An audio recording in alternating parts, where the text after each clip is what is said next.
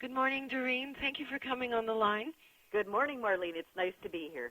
So you are one of the Interlake's accomplished writers and is now working on your fourth book called Chocolatour, Your Passport to Chocolate Culture of the World. Can you tell us what the book is about and where have you been so far to do your research for the book? Sure, thank you very much. Well, I started my research in Europe because I think everybody thinks about Belgium, France, Switzerland, Holland, and Italy and Spain as well as being the top chocolate countries. So for 2009 and 2010, I did those 6 European countries, and then in 2010, I went to London because there's been a chocolate revolution in the UK, and they've got amazing chocolate. So the first edition of my book, which will be out towards the end of the year, will focus on Europe and the UK. But I just came back from Peru and Ecuador because I have a chapter in my book about growing cacao and how the ugly goop inside the cacao pod becomes the luxurious chocolate we've all come to know and love.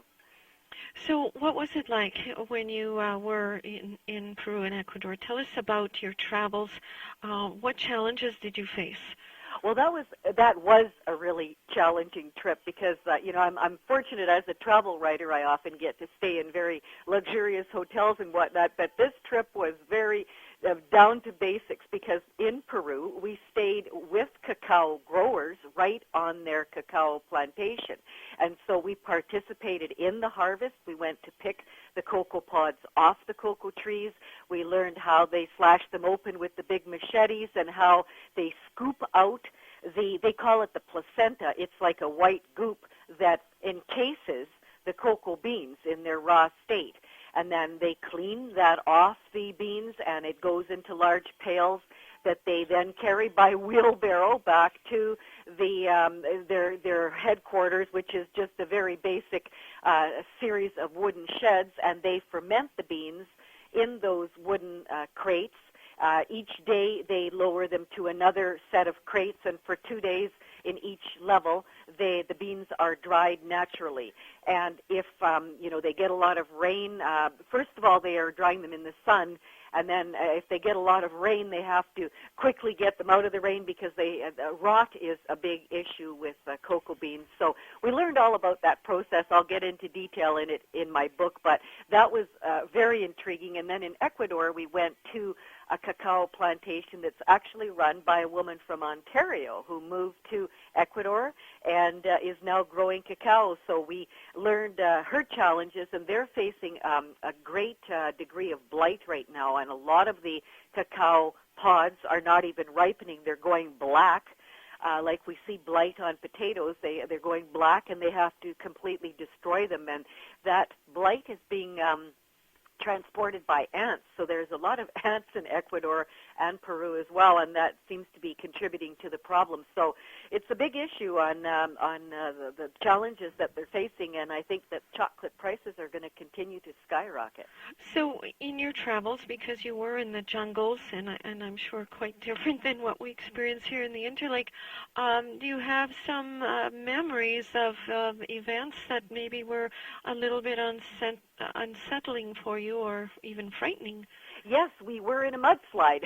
We were in a mudslide in Peru, and that closed the highway down for 8 hours, and we just had to wait until they brought in great big bulldozers and dump trucks and everything to get the mud off the road. And we were in the middle of nowhere. There were no bathrooms and no facilities of any kind, except some very entrepreneurial Peruvians who were quickly selling water by the road and fruit and even some food and whatnot. But that was one interesting experience, and then another was with respect to bugs. Boy, do they have bugs in the Amazon jungle. And when we were in Peru, I did get very severely bitten by the no-see-ums, and my legs were completely covered in red spots, and we had all our travel shots and everything, but after being out in the jungle, we'd showered and we went and had our supper outside, and I had sprayed myself quite well with bug stuff, but it wasn't enough, and I just got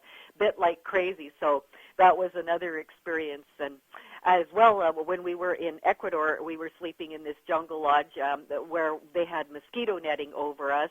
And I woke up in the morning, and there was a very large spider on the inside of the mosquito netting. So that was kind of scary because I had to get out the other side of the bed, and then I got out and squashed him from outside the net because I didn't want to do it from inside in case I missed and he started crawling towards me. So, boy, there was definitely some insect-related experiences that I'd like to forget. So it sounds like you had a very exciting adventure. Now, you traveled with another woman who had some connections in those locations. What was it like to be two Canadian women traveling in a country that was quite different than ours? Well, I was fortunate. I traveled with a fellow writer. She's from Ontario, and she writes in the mining industry.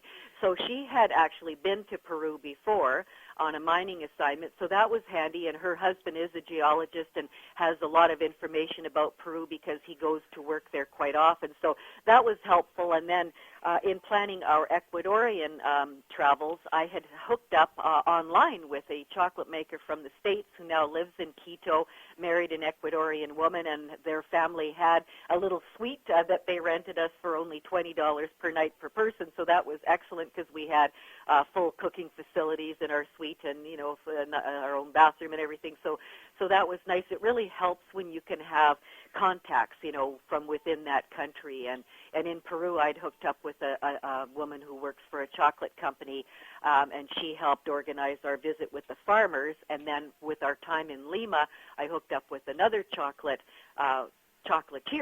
and she used to be a chef and took us to all the most wonderful Peruvian restaurants. So I really recommend to anyone who loves the culinary scene, really enjoys good cuisine, Peru and Lima is really the place to go. All right. Now, the chocolate makers and retailers in Belgium and France and London, do they use the cocoa that is produced in Peru and Ecuador? Or are they getting it from other countries? Well, it's a mixed bag. You see, cocoa is grown 20 degrees north and south of the equator. So a whole belt right around the world, there's cocoa being grown in different places. And Africa grows the greatest amount of cocoa, but it's usually of a lesser quality, except for Madagascar, off the coast of Africa, which does produce really excellent chocolate. So when I was in Europe, and I started my research for this book back in 2009, and at that time, I didn't know nearly as much as I do now. So when I was in Belgium and France and Switzerland, whatever, I really wasn't focusing as much on the origin of where their chocolate was coming from as I was on what they were producing and what their inspiration was.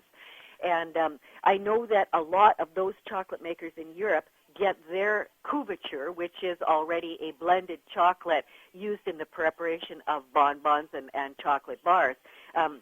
They were getting those from different suppliers around the world. So I think some of them weren't even entirely aware of where the origin of their chocolate was, and so a recommendation I have to people that really want to understand chocolate and eat the finest chocolate is look for single origin chocolates, whether they be bonbons or truffles or whether they are bars. Nowadays you can find on the label the exact origin of the chocolate, and if it comes from one specific place, and yes, South America has absolutely exquisite chocolate, you're going to be eating a really great product. So to learn a lot about chocolate, they must also buy your book that's going to be published in the future. And so what are the next steps now that you've done the research? What will happen next? Well, I'm going to start in earnest writing this book and hopefully get it done by the end of the summer, and then I'm likely going to self-publish it myself. I have been entertaining some other options, but this is my fourth book, and I really kind of want to retain artistic control on it, so I am planning to self-publish, and that will mean that the e-book would be available likely in the fall, like maybe October, and the printed version would be available in time for Christmas shopping. So I think if the listeners stay tuned to my blog, which is wizardofwords.net, they'll be able to get information on what's happening, because I have a writer's blog, I have a chocolate travel blog where I am dialoguing some of my travels, and as well I have some other updates on that site. So we will start to watch for Chocolatour by Doreen Pendgracs close to Christmas. Doreen, thank you for coming on the line and telling us about your exciting adventures, and we wish you the best of success with getting that book published. Thank you so much.